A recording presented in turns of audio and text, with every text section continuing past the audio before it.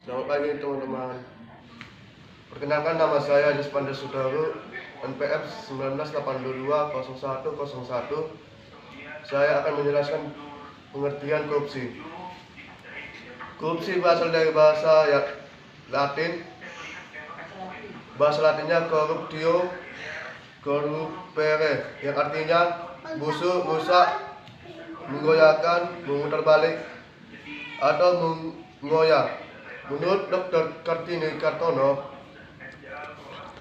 korupsi adalah tingkah laku individu yang menggunakan wewenang atau jabatan guna mengeduk keuntungan dan merugikan kepentingan umum. Korupsi terjadi disebabkan adanya penyalahgunaan wewenang dan jabatan yang dimiliki oleh pejabat dan pegawai. Perkenalkan, nama saya Nia Sundari dengan NPM 1982200176.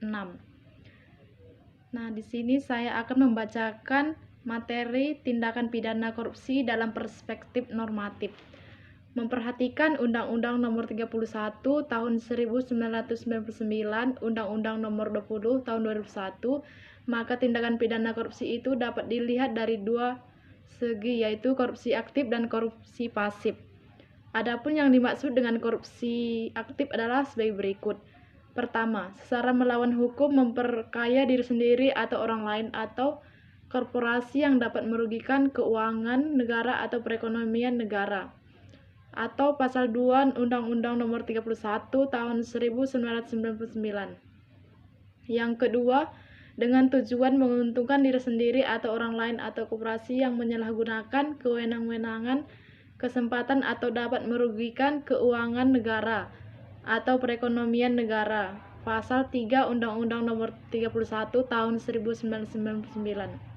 Yang ketiga, memberi hadiah kepada pegawai negeri dengan mengingat kekuasaan atau wewenang yang melekat pada jabatan atau kebudayaannya, atau pemberi hadiah atau janji dianggap melekat pada jabatan atau kedudukan tersebut, yang terdapat di pasal 4 Undang-Undang Nomor 31 Tahun 1999. Yang keempat, percobaan pembantuan atau pemufakatan jahat untuk melakukan tindakan pidana korupsi, yang terdapat di pasal 15 Undang-Undang Nomor 20 Tahun 2001.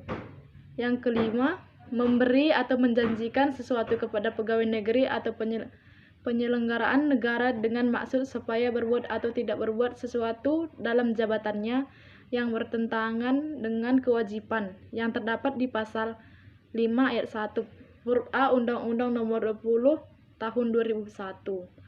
Yang keenam, memberi sesuatu kepada pegawai negeri atau penyelenggaraan negara karena atau berhubungan dengan sesuatu yang bertentangan dengan kewajiban dilakukan atau tidak dilakukan dalam jabatannya, yang terdapat di pasal 5 ayat 20 tahun 2001.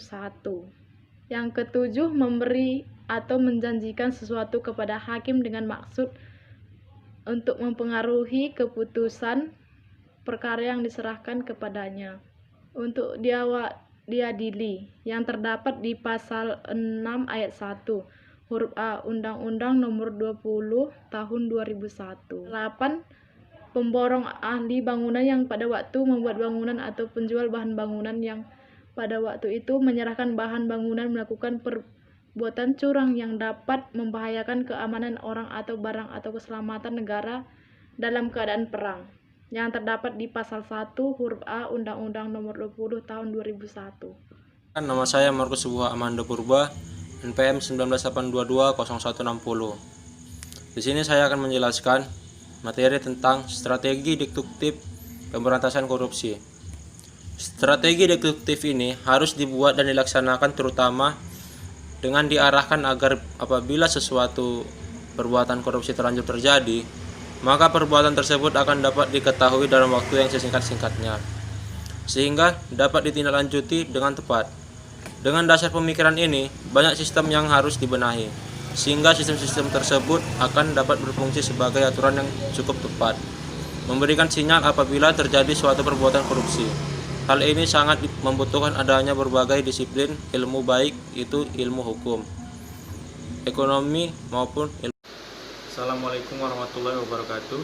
Nama saya Alafi Siregar, NPM 19820203. Sini saya akan menjelaskan tentang strategi represif. Strategi represif adalah upaya penindakan hukum yang menyeret koruptor ke pengadilan. Hampir sebagian besar kasus korupsi terungkap berkat adanya pengaduan masyarakat.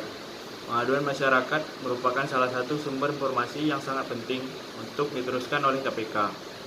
Dalam strategi ini, tahapan yang dilakukan adalah pertama, penanganan laporan pengaduan masyarakat atau KPK melakukan proses verifikasi dan penelaahan. Yang kedua, dilakukan penyelidikan.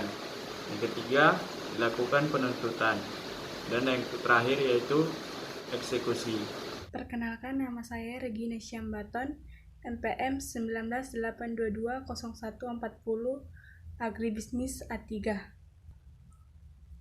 3 undang-undang yang dikeluarkan negara tentang pemberantasan tindakan pidana korupsi. Yang pertama, Undang-Undang Nomor 31 Tahun 1999 tentang pemberantasan tindakan pidana korupsi. 2. Undang-Undang Nomor 20 Tahun 2001 tentang perubahan Undang-Undang Nomor 31 Tahun 1999 tentang pemberantasan tindak pidana korupsi.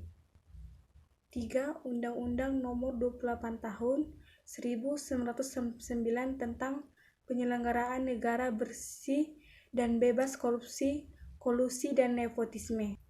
3 hal yang harus dilakukan guna mengurangi sifat dan perilaku masyarakat untuk korupsi antara lain. 1. Menaikkan gaji pegawai rendah dan menengah. 2. Menaikkan moral pegawai tinggi serta legalisasi pungutan liar menjadi pendapat resmi atau legal dengan ada perizinan dari pejabat daerah seperti lurah dan RT.